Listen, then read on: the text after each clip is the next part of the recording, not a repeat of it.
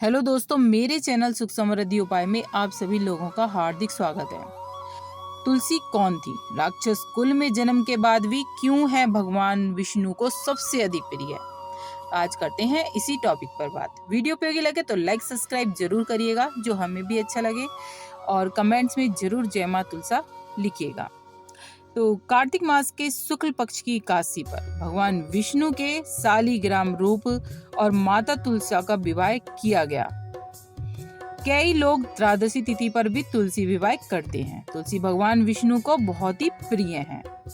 कार्तिक मास के शुक्ल पक्ष की एकादशी पर भगवान विष्णु के शालिग्राम रूप और माता तुलसी का विवाह किया जाता है।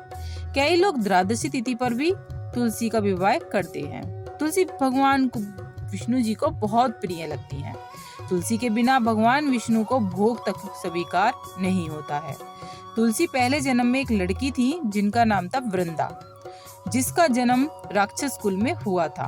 तुलसी पौधा से बनने से पहले जन्म में एक लड़की थी, जैसे कि मैंने बताया, वृंदा था उनका नाम, और राक्षस कुल में जन्मी वो बचपन से ही भगवान विष्णु की अनन्य भक्त थी।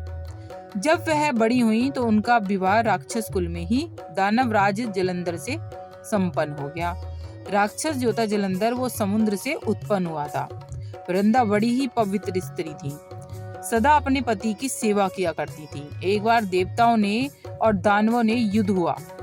जब जलंधर युद्ध पर जाने लगे तो वृंदा ने कहा, स्वामी आप युद्ध पर जा रहे हैं, आप जब तक युद्ध में रहेंगे मैं पूजा में बैठकर आपकी जीत के लिए अनुष्ठान करूंगी। जब तक आप नहीं लौट आते मैं आप अपना संकल्प नहीं छोड़ूंगी।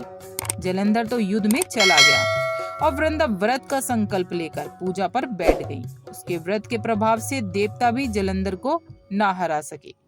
सारे देवता जब हारने लगे तो विष्णु जी के पास पहुंचे और सभी ने भगवान से प्रार्थना की। भगवान बोले, वृंदा मेरी परम भक्त है, मैं उससे छल नहीं कर सकता। इस पर देवता बोले, भगवान दूसरा कोई उपाय तो बताइए, लेकिन हमारी मदद जरूर करिए।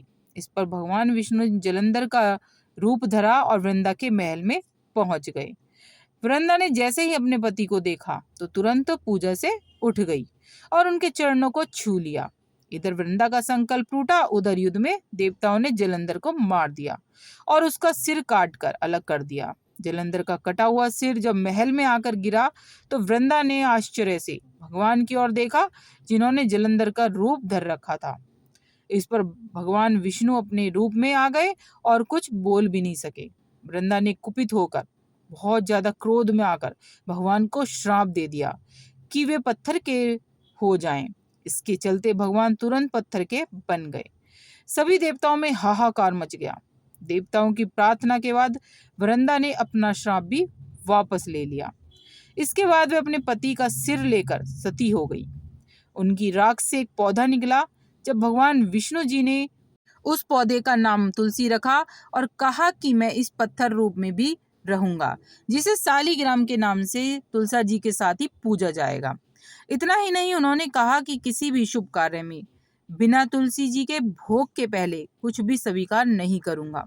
तभी से ही तुलसी जी की पूजा होने लगी। कार्तिक मास में तुलसी जी का विवाह शालिग्राम जी के साथ किया जाता है। साथ ही देव उठानी एकादशी के दिन इसे तुलसी विवाह के रूप में भी मना जाता है। अब आपके मन में उठ रहा होगा सवाल कि तुलसा जी व्रत क्यों रखती है, क्यों रविवार को तुलसा जी में जल नहीं डाला जाता है?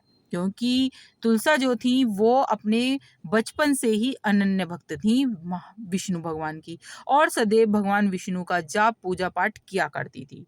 तो वो शुरू से ही भगवान के लिए व्रत भी रखा करती थी, तो वो आज भी उनके लिए वही व्रत करती आ रही हैं।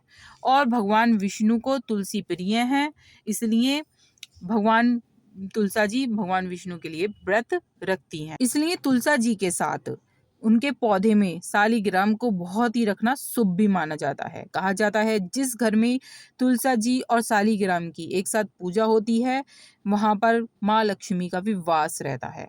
वीडियो पे लगे तो लाइक सब्सक्राइब जरूर करिएगा, जिससे आपको आगे वीडियो मिलती रहे, और कमेंट्स में जय माँ तुलसा जरूर लिखिएगा। जय माँ तुलसा।